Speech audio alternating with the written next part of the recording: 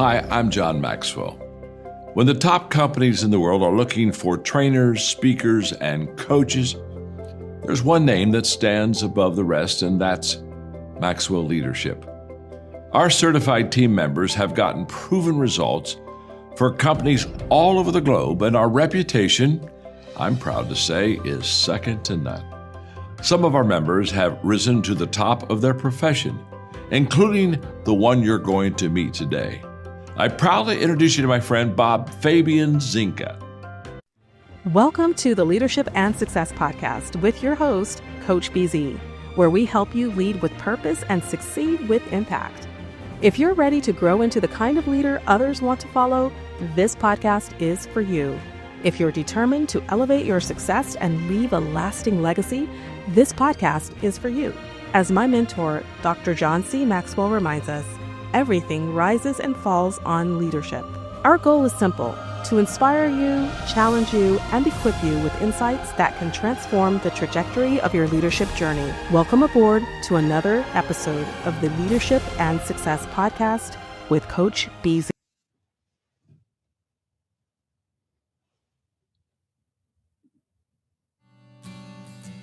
I met Bob when I was the vice chairman and then chairman of the Joint Chiefs of Staff. And he was responsible for a lot of our planning. So after the attacks on 9/11, when the whole interagency, the State Department, everybody's wondering, what do we do? He started to bring order to how we're going to address this new threat, this asymmetric threat from non-nation state actors. And he was just so logical, methodical in the way he went through it. I think the fact that we haven't had an attack on our soil since then goes right back to Bob Caslen. One of the reasons I went engineering was that I wasn't sure I was going to stay in the Army. But the one program that I really liked, I was very attracted to, was Kansas State's Operations Research Systems Analysis Industrial Engineering program. And it was right in the one area that I had some experience and some expertise. I had an assignment in operations research, and it was a great program. So I said, this is a no-brainer, I really need to do this. We've known each other since we were cadets at West Point over 40 years ago. But over the last 15 to 20 years, we've actually worked very closely together in several different and many different areas in the Army. General Caslen's career has been really dynamic. He's commanded from platoon up to division level. But not only that, he's mixed that with an incredible sense of strategic thinking. And he continues to improve that today as he expands West Point and continues to improve on how we develop our young leaders for the future. He is a great role model. The fact that he's the superintendent at West Point is a perfect role for Bob. There'll be generations of Army officers that will benefit from the fact that he is their superintendent. What Kansas State did was brought me to levels intellectually that I never thought were possible. So they made you stretch, and then they nurtured you and helped you and mentored you and worked with you to get there. And then they stretched you again, and they worked with you, and it was just a tremendous climate of intellectual learning. Kansas State is a phenomenal university, and it provided me one of the best education opportunities I could ever ask for, and it's helped me in my career significantly. So to all Kansas State, thank you very much. We are here at your service, and anything that we can do for you, we'd be honored to be able to do that.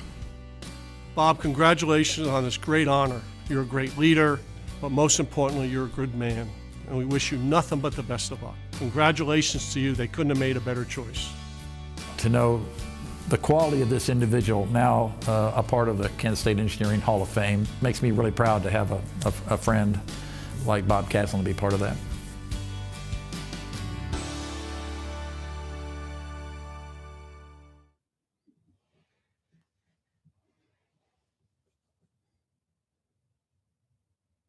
All right, welcome to another very special edition of the Leadership and Success Podcast. Today, we have a living legend waiting in the green room. Before I introduce the general, as is our custom here, we have what we call a moment of gratitude. That's where we take just a moment every time we meet to be grateful. So you know the drill by now. If you would, please maybe close your eyes and put yourself in your happy place. Maybe take a deep breath and calm down your nervous system, and think about one thing that you are grateful for today. And today, like many days, I am really truly grateful that I do stand on the shoulders of giants. I didn't get where I am all by myself. Many trailblazers have gone before me, and because of their service, because of their sacrifice, because they lived, I live today. And I am so grateful for that. All right. Without any further ado, because we're going to have limited time, I do want to respect the general's time today. Let me see if I can properly introduce a man who doesn't need any introduction. So today we're going to be talking to Lieutenant General Robert Caslen, 43-year U.S. Army leader whose career culminated as the 59th Superintendent of West Point, the 29th President of the University of South Carolina, and Commander in Iraq, Afghanistan, and global operation. He has led at every level, from the battlefield to the boardroom, where decisions carry real consequences. Under his leadership, West Point became the #1 public college in America.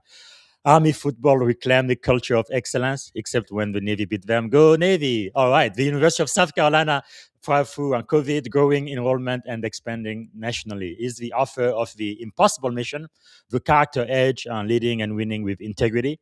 And this message is quite clear. Character is the ultimate leadership advantage. So, without any further ado, ladies and gentlemen, please help me welcome to the Leadership and Success Podcast, General Robert Caslen. Good morning, General. Hello, BZ. It's great to be with you. And thank you very much for that introduction. I'm overwhelmed. Well, That well, was sir, incredible. you are definitely a living legend, and you've served your country both in uniform and outside of the uniform, which is just very inspiring for my audience. If I could start, sir, is there one thing you are grateful for today? Um, well, I'm always grateful for my faith. I'm grateful for my family. I'm grateful for the opportunity to have served our country and the American people, for the opportunity to stand the gap between the evil that's out there and what Yes. we all stand for. Very grateful to be with you today, BZ. And I'm anxious to go through this program with you. So that's all. There's a lot of things to be grateful for. That was just the top few. Thank you, sir. And as you know, I sent you a list of questions. I'm sure we're not going to go through all of them. We won't have enough time, but I could speak with you for hours and hours and hours. But I'm going to try to really stick to the most essential one, at least from a view of a enlisted person I used to be, or a junior officer, which I was not too long ago. There is so much we can learn from your wisdom and experience, sir. Really grateful for that. Is there something about yourself that most people may not know, even after they read your book or they just get to meet you for the first time, that you'd like to share? Oh, well, first thing, as I mentioned before, is I'd always seek the opportunity to share my faith because I think that's tremendously important in what I believe and the values that I've tried to live by. I have a beautiful wife. We've just celebrated our 49th anniversary. Three wonderful young men, all of whom have served their country or their communities. One in the FBI, one in the Army in Iraq, and one is a firefighter. Captain is a firefighter. So those are some of the great things that are out there. Yes, nothing like family, that's for sure.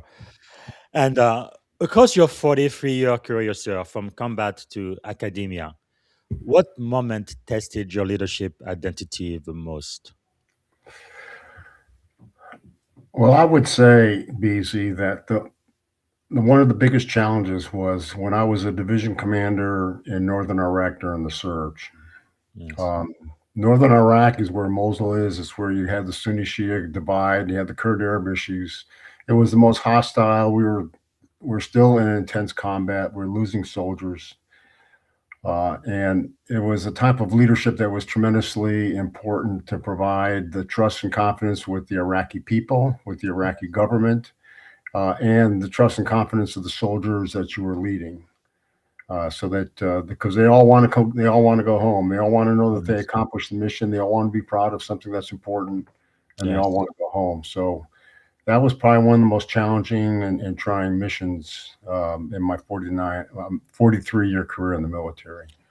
And if I may ask you, how did that make you feel at the time? Um, what I had a lot of feelings, BZ. Yes. Um, it's a whole range. I mean, starting with the trust from the American people Yes. that our government has put in me to accomplish this mission, the trust to lead 23,000 soldiers in the Wow. worst of circumstances. And all of that is the type of trust I think that's necessary to be successful in leadership, Yes. because the most important element in effective leadership is trust. But to have the trust of the American people, have the trust of the soldiers you're leading in the most difficult of circumstances, probably one of the greatest opportunities that I reflect back in leadership. And at the time, sir, if you're willing to share, what were you thinking? And again, I know you are a person of faith as well.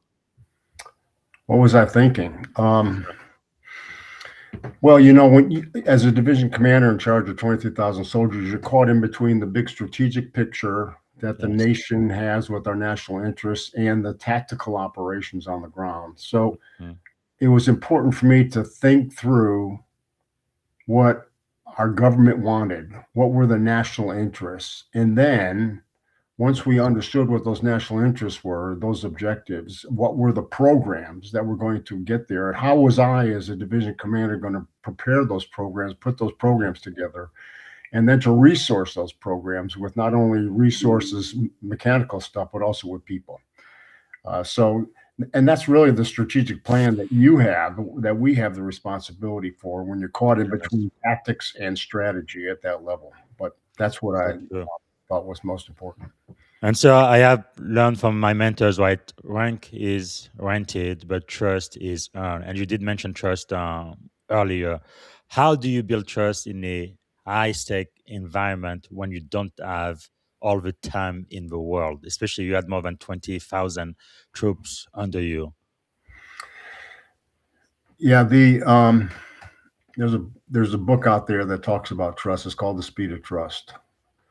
Yes. And in that book about the speed of trust, the author says trust is a function of character and competence. So if you're going to build trust, you've got to build trust on character, and you got to Mm. be competent. If I'm working for someone and I know they're not competent, I don't trust them. If I'm a Yes. subordinate to a boss and the boss knows I'm not competent, there's no way that boss is going to trust me. And Yes. if I have a character defect, I lose the trust of the people whom I'm leading or who I'm Mm. responsible for. Then I become ineffective. And that's why trust as a function of character and competence becomes the most important element in effective leadership. That is so true. And the book is by Stephen Covey, is someone who wrote The Seven Habits of Highly Effective People. And last question I'm going to ask about that experience here. What did you learn now, looking back from that experience, that most challenging experience of your career? Um, what did I learn? Well, first of all, I learned and I developed the confidence to be able to deal with strategic issues, Yes. to understand the big picture, to bridge between the politics and how those politics create policies on the ground, and to be able to implement them. So, you know, at that particular level of leadership, creating programs that are responsible for strategic plans, I think is something, a skill set that is most important. Yes. Well, and I must say, I kind of joked a little bit about the Navy Army game because I know you were the superintendent of the uh, Army Academy West Point. We joke a lot, but definitely have a lot of great respect for the Army. Although I must say, sir, I joined the Navy to be on board ships and to be at sea, but after 9/11, looks like the Navy spent most of their time in the Army sandbox. So that wasn't cool, but we definitely learned a lot. I must say. So, The Speed of Trust by Stephen Covey. I believe it's already on our digital bookshelf, but I will make sure it is there. I guess the other question I have for you, sir. When did leadership stop being theoretical for you and really become deeply personal? because we do learn a lot about leadership in all branches of the military. And I believe the Navy borrowed most of our leadership training from the Army. For example, we talk about the 3 C's of leadership: character, competence, and connections. We stole that straight from the Army. Like my leadership mantra when I was so privileged to be a commanding officer was mission first, people always. Again, that's something we just borrowed from the Army. We tend to do that a lot. But when did that become real for you, sir, as a leader? Well, first I got to go back to the Army Navy football game you were talking about. Yes. I can't leave that unstated. Yes, sir. I know. Navy's got the upper edge right now. Right now. It probably As won't be so next year. as a former Army football player, playing in the Army Navy game on national TV, that was a great experience. And then to be, Yes, I came back to West Point as a coach. I went back to West Point as a commandant and the superintendent. Yeah. Hired the current coach that they have right now. They turned the Army program around. They finally, after like 16 years, finally beat Navy. Yes, So sir. no, that's the epitome of rivalry that the American people can trust in. When they see the Army Navy game on Absolutely. TV, America's got to feel proud of their future generation of military leadership. Absolutely, sir. You know, for Absolutely. sure. Okay, so leadership became effective to me from theoretical to practical when I was in high school. Wow. Yeah, so I was in high school. I was the president of the student council, and then I was selected for Boys State, and then I was selected for I was the president of the German club and a couple other things. And I found that leadership was something that attracted me to something I was very interested in doing. And I was fortunate in high school because I had the opportunity to do something, and I had leaders that were out there that wanted me to be able to lead. I applied to be a leader and competed in campaign to be the leader of the student body. Wow. Because someone encouraged me to do it. And I don't even remember who that was now. I just know it was a teacher. And, but that was the thing that really got me going on leadership. Yes. Fortunately, West Point selected me to go to West Point, not based on my academic performance. I had a lot of great leadership potential, with Boys State and being student body president, German club president, all that. Wow. And they saw the potential in leadership, and they allowed me and encouraged me to come to West Point based on my leadership potential, not based on my academic potential. But that's where it all started. And I really just caught the bug about leadership and leading people.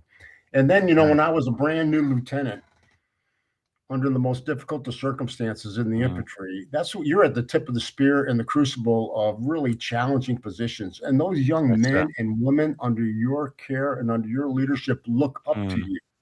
Yes. And say, sir, are you going to get us home so we can go see our family again? Are you going to teach us and train us and develop us to have the skills that are necessary to accomplish the mission?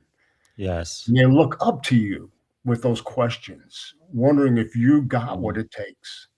And then you deliver, you lead from the front, you share the same hardships. You are physically and mentally prepared to be able to be competent in those circumstances. Wow. And when they know that they can trust you with their lives, that's a great feeling. And it's not only a great feeling, but it's a great passion to be able to not only accomplish the mission, but to be able to meet the expectations of those whom you lead. Yes. Wow, that is really powerful. So going back to high school to now, any belief about leadership you had to unlearn, sir? Yes. Leadership is not yelling and screaming. Yes. When I went to West Point, and that's when hazing was still allowed at West Point. And I quickly, when I went back to West Point at tactical officer, I said, we're not hazing. I mean, no one responds to yelling and screaming. They can respond out of fear. But I mean, the greatest of the leaders don't get subordinates to respond out of fear. The greatest of leaders instill in them the purpose of why this is important. So they internalize it, so it becomes their purpose as well. Yes. And when a leader can instill and inspire purpose to understand why we are doing something, then that's where leadership is the type of leadership that belongs. Wow, so insightful. So let's talk about leadership under fire, because sir, you've led in Iraq, Afghanistan, like I say in the intro, and during the 2011 drawdown. What does leadership look like when there is no clear right answer? And by the way, you did write a book about this, something impossible or something. So The impossible yes, mission. how do you figure that out? How do you make the impossible happen? Um, well, the first thing I think that's important for strategic level leadership is to understand the intent, understand the national security issues. This is what I was talking about before. Understanding why Yes. we are there at the strategic level, and to be able to communicate that purpose and those whys all the way down. The next thing that's so tremendously important at that senior level leadership is to understand the culture.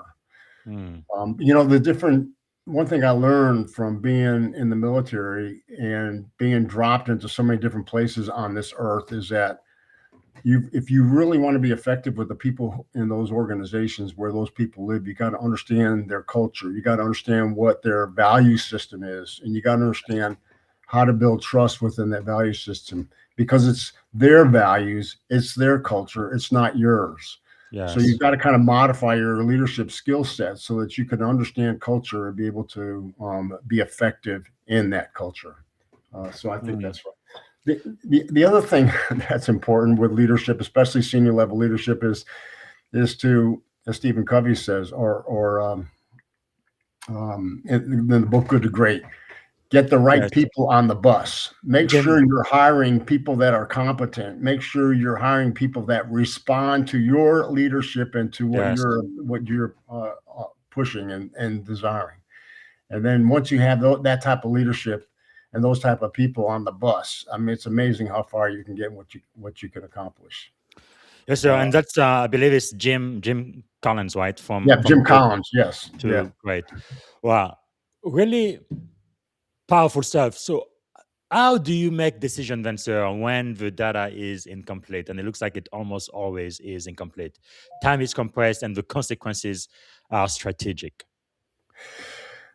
That's a good question. The most important thing is to understand the big purpose, understand the why, and then as you look at courses of action, understand which are the ones that will accomplish the purpose.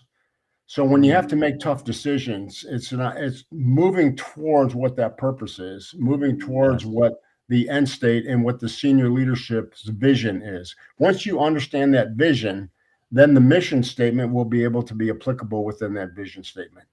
If you don't know, the vision, if you can't bring that vision together, you're going to be just wandering out there. Know Hmm. what the vision is, know what the mission is. The mission is the task and purpose that will accomplish that vision statement, and understand the culture, and then put the programs together that will accomplish that. Wow. Man, I guess it takes humility and courage to lead effectively, doesn't it, sir? It does.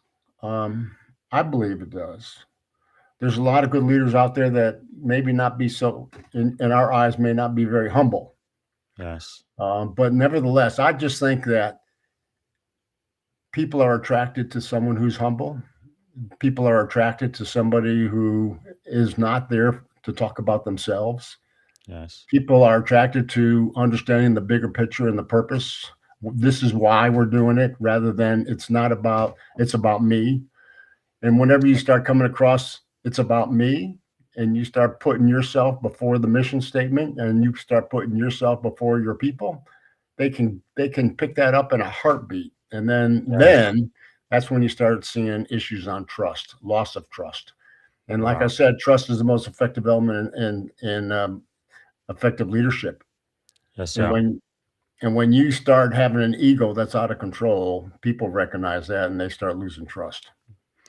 Well, I must say, sir, no, 21 years now, I've been in the Navy. I've seen quite a few arrogant junior officers. We don't know very much until we learn something. But maybe very, very few at the 05, 06 level, senior level. But I've never seen a single flag officer that was arrogant. And I always wonder, sir, do they send you to some type of humility school before they give you your first star or something? No, no. I would just say you Right. get beat up enough just to get there that you're Yes. you're beaten into humility. No, Yeah. no. Seriously though, I think the military's got some great leadership development programs, and Sure. and and and there's so much good about it. One thing I love about flag officers in the Army is that we would evaluate ourselves. Yes. I forget how often we did it, but I mean, I would Mhm. fill out forms on my senior officers, Wow. peers who I knew, and subordinates. And then I got that information back on how I was rated. Yeah. This is not the 360. report card. This is how I Yes. evaluate you. And it was very clear that Yes. arrogance is hostile, and living and creating a hostile environment Mm. is not the way of effective leadership in the military. And I'm sure the other services beside the Army, like Navy and Air Force Yes. and Space, Me too. they're doing the exact same thing. And people realize that if you're going to be effective in leadership, you've got to realize it's not about you, and there's got to be a degree of humility. Um, Yes. and even the humility in a discussion about your humility is really a discussion about you. So take Yes. the people that you're leading, take their eyes off of you and put them on the purpose. Take their eyes off of you and put them on the mission statement. They'll be Mm. looking at you to lead them there, but they Yes. need to understand it's not about you, it's about the mission. And it's about the vision that we want to ultimately achieve. Wow. That is powerful. What do you believe, sir, separate those who maintain credibility in those times of crisis from those who lose it? Yeah. I think there's got to be a time when, as much as you want to develop leaders, that if you recognize they cannot be developed, that it's time to remove them, put them someplace else where they can aspire and grow, and Yes. then find someone else to take their place. Mm. In common terminology, that's firing somebody. I Yes. don't look at it like that. Just realize that, can they be developed with the skill sets that are necessary in that position? And Mhm. you've got to make the determination at some point that if they are not capable of Yes. performing, in other words, they cannot and they don't have the skill set and they cannot achieve that skill set, then move them out, because it's more important not for them but for the mission in the organization. Yes.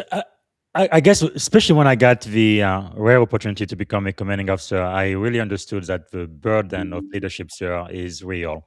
It's not just theory. How did you handle that, especially at the highest level possible?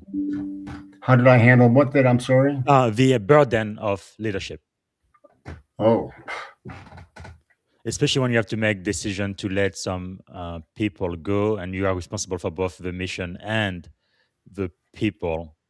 um, I always felt I was honored to lead. I always felt I was honored to have the trust and confidence in the leadership position. Yes. I always realized that that was not a result of any achievement I have. It's something a result of something I had to earn. Mm. You may have that skill set that gets you that position, but if you're going to be effective in that position, you got to earn it. You got to Yes. earn the trust and confidence of those whom you lead. You got to earn the trust and confidence of your superiors. So I just think that's the type of attitude that was necessary if I was going to be placed in senior leadership positions. But Yes. again, on senior leadership positions, it's a different skill set altogether. You've got to understand the big picture. You got to understand the policies and the people that are developing those policies and where they're coming from. Mm. And that's why I love the military, because when you're a senior leader, they put you on the joint staff and they put you Yes. on in the State Department and the Department of Defense, places like that. Hmm. And you really get to understand that environment. You understand how they work. You understand the people that are in those leadership positions within those environments. And Yes. then it really helps you to understand why they're doing something that's and that makes you effective as a leader. If you're going to be a senior leader, you got to understand the big picture. Mm. So insightful. What would be one of the hardest leadership decisions, sir, that you've had to make where you knew that you couldn't control the outcome? Well, there's a lot. You know, you maybe not be able to control the outcome, but you can put the right people and the right resources in place that give you the best chance to achieving it. Mm. You just can't Hope is not a course of action. You've got to really understand the environment, understand the risks that exist in that environment, understand when you inject your mission, what kind of second, third order effects are going to be created. Mm. And once you understand all of that and you kind of war game how it's going to play out over time and space, then you get a better idea of what's going to be the most effective methodology to accomplish the mission. Yes. Wow, that is quite insightful, sir. Is there maybe one specific example you would care to mention, sir? Yeah. I just go back to when I was a senior commander during the surge in northern Iraq. I mean, Yes. we really developed strong relationships with the Kurds. We really developed strong relationships with the Sunni that was in there. Saddam Hussein was a Sunni. Yes. The majority of our Iraqis were Shia, but in that particular area that I was operating in, it was the Sunnis, and I had to gain the trust and confidence of the Sunni leadership. And those were not only the civilians, but also the military. And then the military Sunni leaders were being replaced with Shia leaders. So I had to understand that ideology disconnect. It's not a disconnect. I just had to understand the ethnicities and what were behind them and how that created relationships among them. And once I understood all of that, then I could become effective in it.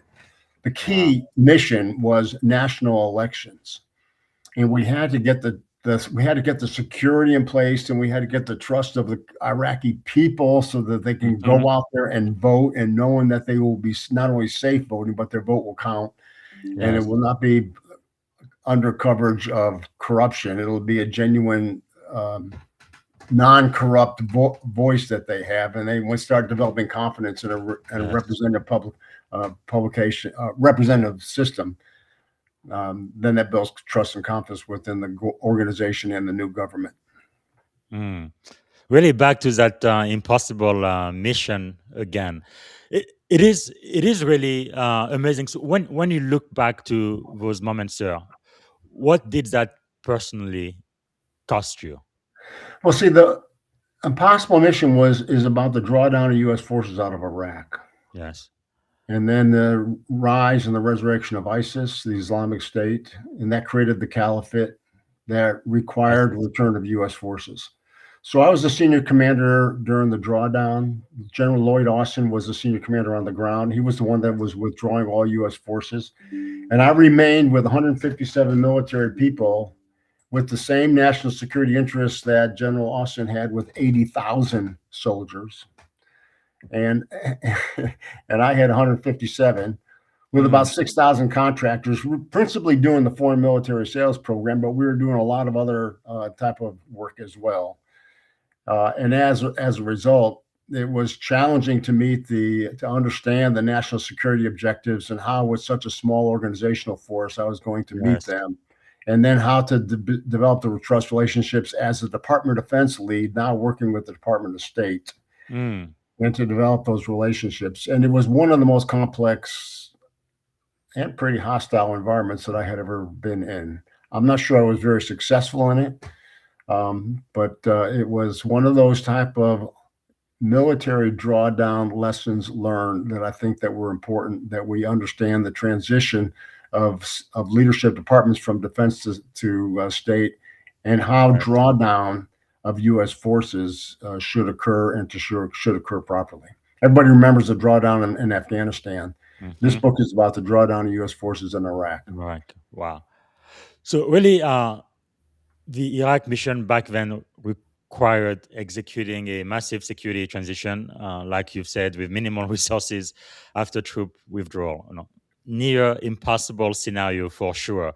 So in the book, you describe leading during the Iraq drawdown. What made that mission truly, truly impossible? Well, I didn't name it impossible. When General Austin was leaving, he hired a defense contractor to capture some of the lessons learned about his drawdown of U.S. forces and the drawdown from Iraq. And in that lesson learned was the transition between the 80,000 man force that General Austin had to the 157 man force that I had. And when it was the Rand Corporation that wrote that book. When Rand Corporation realized the national security objectives that were assigned to us with the resources, the so minimal resources that were there, Yes. they said it was impossible. So it's their words, not mine. Yes. But I thought it was a catchy phrase when you start to think about now you're the leader of this mission with no resources, but these are the national security objectives. And oh, by the way, don't plan on getting any additional resources. Yes. And yet we had to accomplish the mission, which was considered by Rand Corporation as impossible. So Wow. it was truly a lesson in senior leadership and trying to build trust and confidence between Defense Department, State Department, the Iraqi people, the Prime Minister. It's a great book, and there's one chapter in there called Iranian Influence, because when the Shia all of a sudden took over after Saddam as a minority was removed out of there as a Sunni, the Shia were very much influenced, like the Prime Minister himself was in exile because of the way that Saddam was leading, and he went to Iran and developed those Iranian relationships, and Iran was hugely influential. So there's a chapter in there if you're interested to watch about the U.S.-Iran war today. Just go back and read the chapter and understand why it came to be there, called the Iranian Influence. Well, that is really amazing. I guess sometimes people say history repeats itself, or at least no. I try to be a student of history, but within that context, sir, the impossible mission, the withdraw in Iraq, what leadership principle allowed you to operate somewhat effectively when the system around you was pretty much collapsing? What was your guiding star during that time, sir?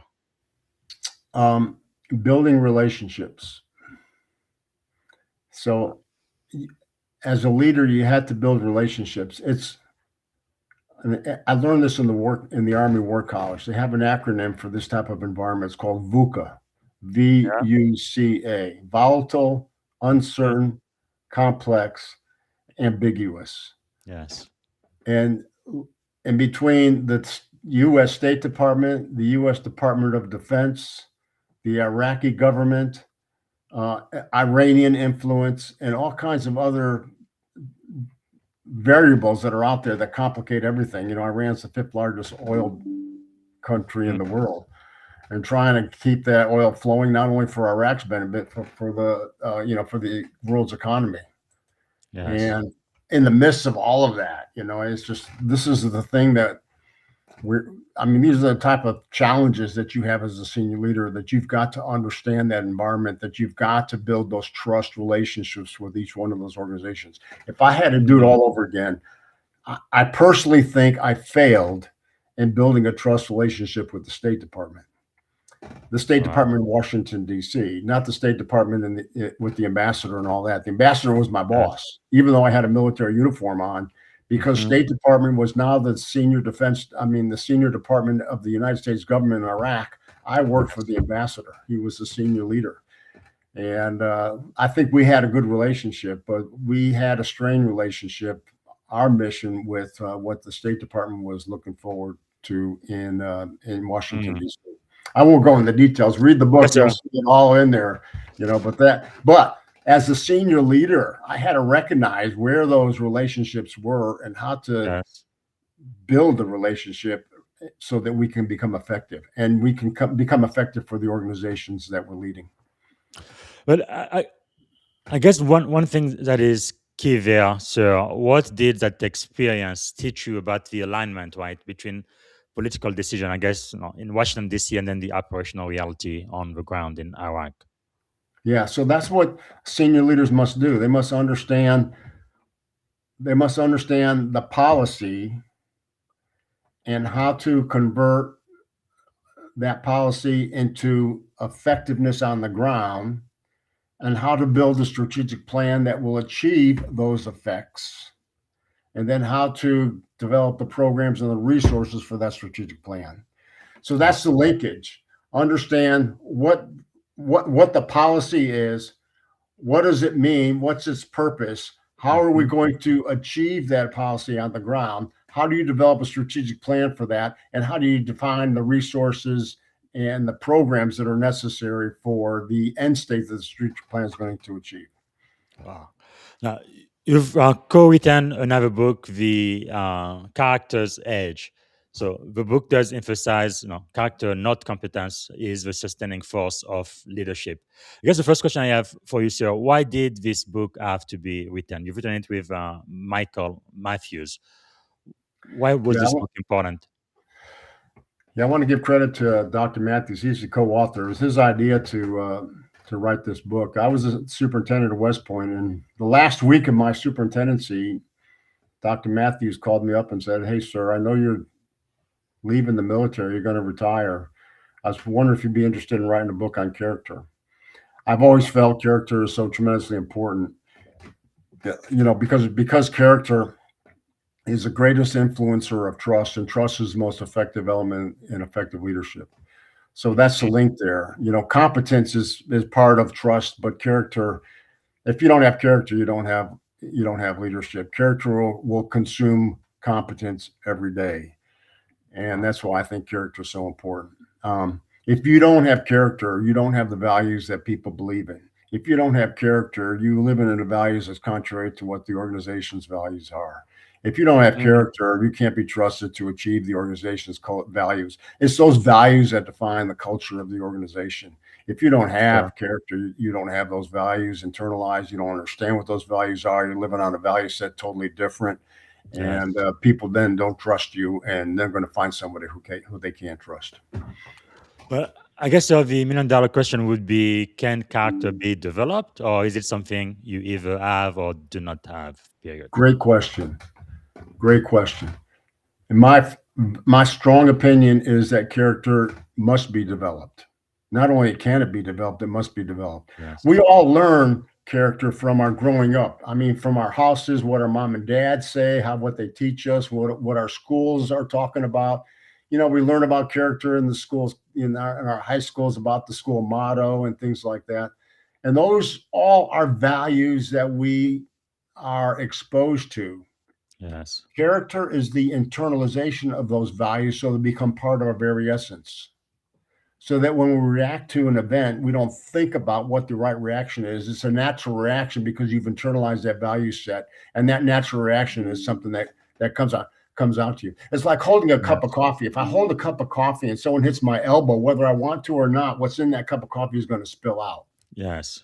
And that's what you want in character. You want to internalize the value sets of your institution and your organization. And it's a learned process. You have to learn what the characters are. You have to learn why they're so important. You have to come to through reflection with the agreement that this is the value set I want to live by. And then you become a man and woman of the character of those value sets. And that's what's important. Those characters will define your behavior. Yes. They give you the left and right value, the left and right walls Boundaries, of what is acceptable behavior and what's not. And it gives you the freedom to operate within the left and right value set. So that's why character is important, because they define a value that you have internalized that becomes part of your performance and everything that you do. You see, that's why character becomes important. If you violate your character, if you violate the values of the institution, you have automatically lost trust and confidence, whether it's with the boss, with your subordinates, with your clients, it doesn't matter. And when you lose trust, go find another job. And by the way, I've been there. I know what that looks like. And it's not a fun time. It's not fun for you or for the organization itself. Man, why do you think, Venture, it's so important to stay in character when you think that no one is watching? From my experience, especially when you become a senior leader, everybody's watching all the time, whether you think that or not. I guess if you don't believe me, just ask about the Epstein file or whatever. But if eventually everything that's done in the dark, like the Bible says, is brought out to the light. But why is it so important to really keep your character no matter what? Yeah, I think you hit on something that's very important. That when no one's looking, if you really want to define your character, ask yourself this question: what am I doing when no one's looking? Yes. What am I doing when no one is going to know whether I did this or not? What am Mm. I looking at on my computer screen at night when no one's around? And then that will define that's your true character, because Yes. no one else is out there. You're not doing something because of a consequence that you want or Okay. a consequence that you fear. You're doing something because it's part of who you are. Wow. And that's why when no one's looking, that's doing something when it's about who you are, not about doing something because of a consequence. Hmm. Now, I have seen this more in the industry, especially Silicon Valley, where they do value productivity and people who bring in the big money, usually over character. But in the military, there's been a few bad apples. But sir, have you ever seen or experienced a highly competent leader otherwise, but who failed because of character? Yes, I was one of them. So after I retired, I went into higher education, and I worked at Central Florida for a couple of years, and then I got selected to be the president of the University of South Carolina during the COVID. And I thought it was working. I mean, it was really challenging to work the university through COVID and cancellation and of classes and Mm. programs, and going back home and doing online and transitioning to online, and hugely, hugely challenging. So we're in the middle of the commencement at the end of the academic year. And I told my speechwriter, I said, I need something that will encourage and acknowledge the great work that these young men and women did in the midst of Yes. COVID, when everything in their senior year was turned upside down, and now they had to continue their education. They need to be commended. She comes back and says, well, I can't find anything. So I said, I got a whole list of quotes, that I've kept over the years that people have said based on a certain subject. So I pulled Yes. one out and gave it to her. It was Admiral McRaven's quote, just 2 sentences, 3 sentences, that really acknowledged the grit and tenacity and perseverance under difficult circumstances. She put it in my speech. I was stupid enough to not acknowledge Admiral McRaven. And when you say something that belongs to somebody else and it's not acknowledged, what do you call that? You, Yeah. you call it Academic something that's integrity. not there. And yeah, so here I am, and as a president of a university, and I just have committed plagiarism, which is really a non-starter, especially in academics. And I took full responsibility because I said it and I owned it, and I didn't pass the buck or anything like that. I think that was important. It's one thing I learned, is that when you say something, take responsibility for what you did, and I did. And then it was very clear that it went on national news. I mean, it was even in the local news, it was a big deal. And I told my board, I said, hey, it's very clear that I've lost trust and confidence Hmm. because of this. And I don't think I can ever regain it back. So the best thing for this institution, the University of South Carolina, and the best thing for you as the trustees is to allow me to resign, leave. And they turned down my resignation at first, and they came back after some more pressure from the outside, and they said, okay, we're going to let you resign.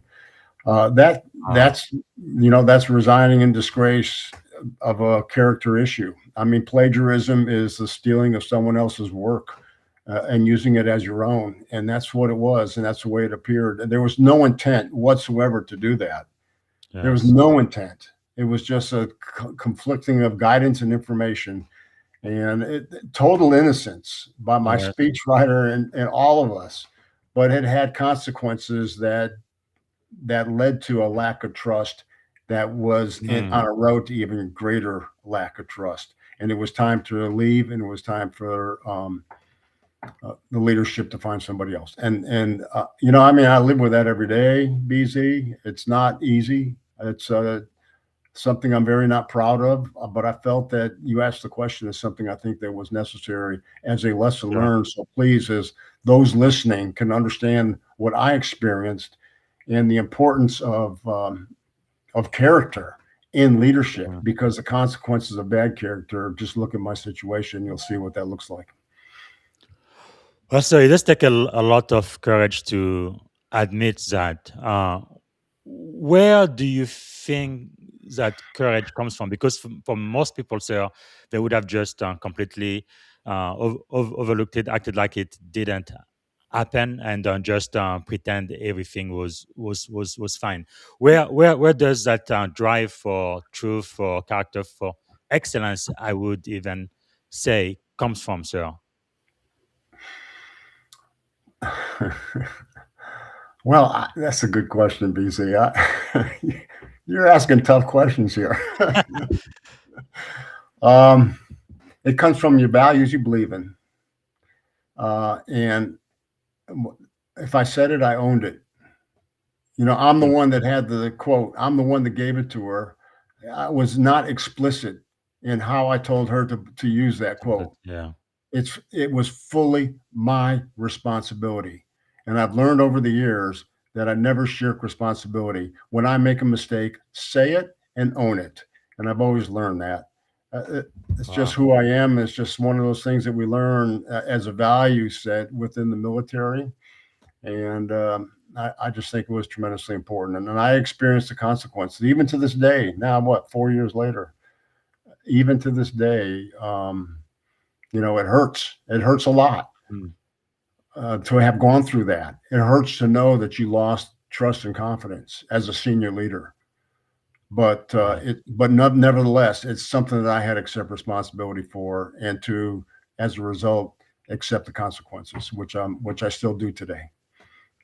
Well, thanks so much for sharing that, sir. For those who are listening right now, who may have gone through something similar, and I know it takes time and it's difficult to build trust, and usually when you lose that, it's almost impossible to regain. But looking back now, sir, is there any tips you have for some of us who may have gone through something similar at a much lower level, but how we can rebuild that trust within an organization or a community going forward? Well, it just really makes the case on why character and leadership is so important.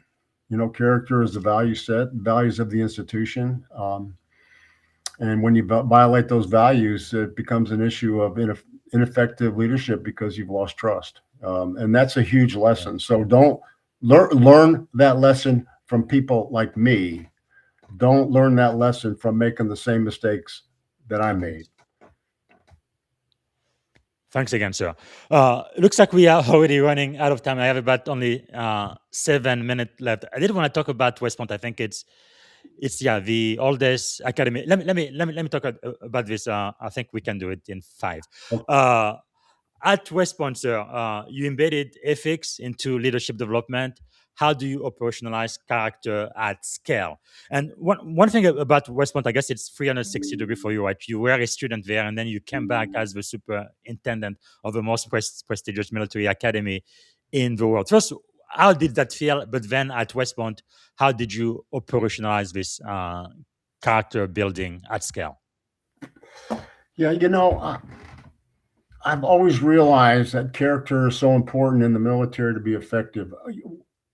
In the assignment that I had when I was a senior leader in Iraq, I had a terrible issue where we had to relieve a subordinate commander because of a character issue. And I learned a lot from that.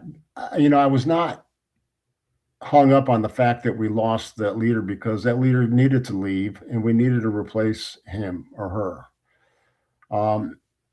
What was amazing was that the impact it had on the organization when the leader is gone, when that leader has proven to be ineffective. That's what was a bigger concern to me, because they were in Mosul, in one of the most hostile areas in all of Iraq. They're seeing combat fights every day. And now all of a sudden the senior leader of that organization is gone. And they still have the same mission. They still have the same environment, and they still have the same fighting that's going on. We had to quickly find somebody to replace them. So that was a huge lesson to me. And then there, as the senior commander of 20,000 troops, I had the responsibility to adjudicate all senior leader misconduct. And I had 78 cases of senior leader misconduct. Whoa. For a whole number of reasons during that 1 year we were there. And it's all for stupid stuff, but all because of character. And it was not only the impact, like I said, of the individual and the consequences of being relieved of command. They'll never see another promotion ever. It impact it had on the organization and the Yes. organization's ability to do their mission. So character is important not because of the individuals, because of the organization and the mission assigned Yes. to that organization. Because when you lose a leader because of character, you've lost in my opinion, you really have Mm. significantly impacted the ability of that organization to accomplish its purpose and mission. Yes. Wow. So critical. What is one of the biggest lessons you've learned while at West Point? So I know you retired from West Point. I believe that was the end of your official military career. But what are maybe a couple of lessons learned while being there? The biggest lesson learned I realized is that character defects can be recovered. Mm. So I had the responsibility as superintendent to adjudicate all honor violations, cadet honor violations. And I would Yes. either kick the cadet out or I would make them repeat a semester. Some cases I would send them back into the Army and then they would reapply back. But in all cases, they would go through at least a 6 to 12 month mentorship program to understand what they did and reflect on it and why they did it. Mm. And I had a young man that I had a character issue. We separated him from West Point. We put him in the Army as an enlisted soldier for a couple of years. Then he came back. And his comment to me was, "Sir, I fully understand why honor is so important. I fully understand why character is so important, not only in the mission, but the ability to accomplish the mission." And I Mm. understand, and because of his military experience as an enlisted soldier, he realized the importance of character. And as a result, he came back and completed West Point, and then graduated and got commissioned as Wow. an officer, even with 2 years enlisted experience. But he Mm. realized, even though he had a character defect, he overcame his character defect and became Yes. stronger as a leader as a result. It's like breaking a Wow. bone. If you break a bone and it heals and heals correctly, it'll become Yes. stronger where the break was than it was in the first place. Yes. And Wow. and these cadets who had character issues and honor violations, they all went through this mentorship program. And it Yeah. was unbelievable how they Mm. emerged out of that mentorship. And then the internalization process that occurred within them to internalize those values of duty, Mm. honor, and country and what they stand for. So the big Wow. lesson learned was if you have a problem with character, if you get the right counseling and the right coaching, Yes. with people like you, people can learn from that. They can Mm. internalize and reflect, and they can change their behavior and change who they are and what they stand for, and Yes. become stronger as a result. Now, for those who went through this program, was there even one, for whatever reason, didn't make it, didn't go through the full process, I guess, to redeem themselves? I know we always love the redemption story in America. Was there any failure through the program that had to Very completely few. There were very leave it? few. There Okay. may have been 1 or 2 in the 5 years I was there. The Okay. bigger problem I had is they had to admit they made a mistake in the first place. Yes. Yes. If you won't admit you made a mistake, then you'll never go through a program that's going to correct it because you never believe you had a mistake in the first place. Yes. So I always looked on when I talked to them is do they understand they made a mistake, and then do they accept ownership of it? Because Yes. if they accept ownership of it, then they have internalized it. Then you can go through the growth process of Yes. changing and reflecting and modifying and understanding why it's so important. Which is good. That's humility, honor, and integrity. And I'm assuming, sir, as a senior leader, you almost look at them like your children. You would like for everybody to be redeemed, but sometimes there is that one or two you just cannot do anything Oh yeah, for. no, that's true. No, And that's like I said before. In your organization, you've got to recognize when this yes, person will never get it. They'll never wow, get you there. mm, Understand that. You don't have to apologize for it. Your job yes, as a leader is to do the harder right. And if you've got to remove that person, as much as you may love them or whatever, remove yes, them for the good of the organization, the good of the mission, yes, then remove wow, them and do it in such a way that they can uphold their ego and their self-esteem so it's not yes, sir. crushed by the fact Mm. that they're gone. Well, leadership is tough stuff. We've run out of time, sir. What can we do to add value back to you?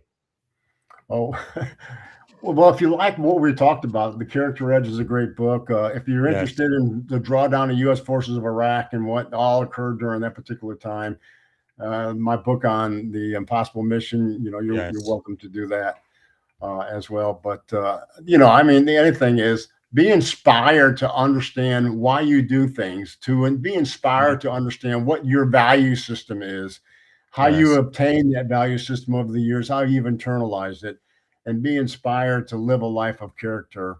Because in the end, it's not going to be, I mean, when you're on your deathbed, you're not going to wish you spent more time in the office. You're going to wish you spent more time with your family, with your faith group, on the value systems that you think are most important in life. Yes, sir. And can you tell us about Caslen Consulting, sir? Yes. So I just 72 years old. I just got my doctorate in business. So now I'm a one-man. I established a one-man company called Caslen Consulting. So I'm all about leadership and leadership development. That's my forte, and with my experiences. So I provide, that you see on the screen, the key services, really 7 of them: leadership development, strategic planning, cultural development. You see, you scroll down, you got executive coaching, exponential team building. That's where we bring corporate executives to Gettysburg, change management. And the one on the bottom is what we talked about, and that's about character. Wow. So if you are a corporate executive, or if you're a CEO and you are interested in some of these leadership development programs, give me a call. My contact information there, caslen.consulting.com, and or caslenconsulting.com, sorry, and be glad to talk to you about some of the services that we provide. And thank you so much for your time today, sir. Before we end, if I can ask this 2 quick questions. One is, what would you tell your younger self, let's say 17, 18 years old, knowing what you know now and having had such an incredible career, both in uniform and out of uniform? What would you advise your younger self, sir? I would say, be a leader. Don't be a follower. Be a leader. Understand what you stand for, and understand how you can inspire and influence others to achieve what you think are important goals and objectives. Be a leader. Second is, think about seriously serving your country on some of the different opportunities that are out there, because our country needs leaders, and it needs people who will serve them. And our country has gone on so greatly for 250 years. Let's keep it going for another 250 years and be an influence to make that difference. Fantastic. Last question I'm going to ask, sir, is I like to live on a positive note. Sometimes we talk about some pretty heavy subject here. What is one thing you are feeling optimistic about these days, sir? What am I optimistic about these days? Regardless of what people think about our country, I am optimistic about our country. The beautiful thing about our country is all our dirt is thrown right there in front of everybody. There's nothing hidden, so, and out of that, people are held accountable, and out of that, people see what the impact and consequences are, and out of that, people make changes. So this healthy dialogue that's going on in our country today, I think, is important, and I welcome it. Let's just keep it constrained within the left and right parameters and limits of acceptable behavior, but and let's make sure that we have good, strong dialogue, and in the end, what dialogue that's embraced by the character values of our nation. Wow, that is very, very powerful. Well, thanks again for your time today, sir. I really do appreciate that. And this is the book I believe everybody needs to purchase, like right now, The Character Edge. I think we need it more than ever before. It is so timely. Thanks again for your service to our country, sir. Really appreciate it. Thank you, BC. Honored to be with you today. Thank you, sir. All right, everybody. This is one for the book. We just talked to a living legend, General Robert Caslen. And like I say, so follow him on LinkedIn. And that's LinkedIn, Robert-Caslen. And he also has a personal website, robertcaslen.com, where you can get all of his book. And he just started caslenconsulting.com. If you need leadership training, I don't think there is a better teacher. And make sure to purchase copies of his book, especially The Character Edge, Leading and Winning with Integrity. And I believe every junior officer listening to me right now should read The Impossible Mission, the Office of Security Cooperation and the U.S. Forces Drawdown in Iraq. And we really need to learn our history so we can understand our present. All right. that's all I have for today. Thank you so much for watching. A couple of books that the general mentioned, The Speed of Trust by Stephen R. Covey. It will be added to the digital bookshelf today, and then this one is already there, Good to Great by Jim Collins. Okay, one more thing.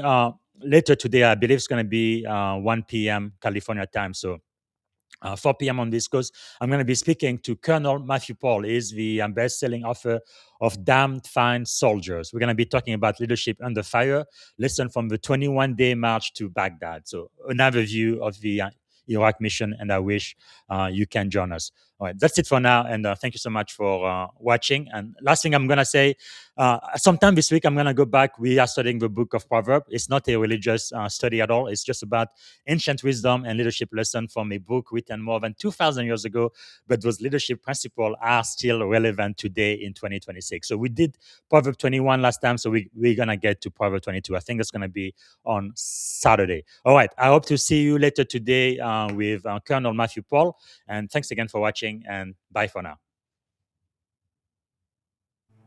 Thank you for tuning in to the Leadership and Success Podcast with your host, Coach BZ. If today's episode added value to your leadership journey, be sure to subscribe, share, and join us again for more wisdom nuggets on how to lead better and achieve greater success.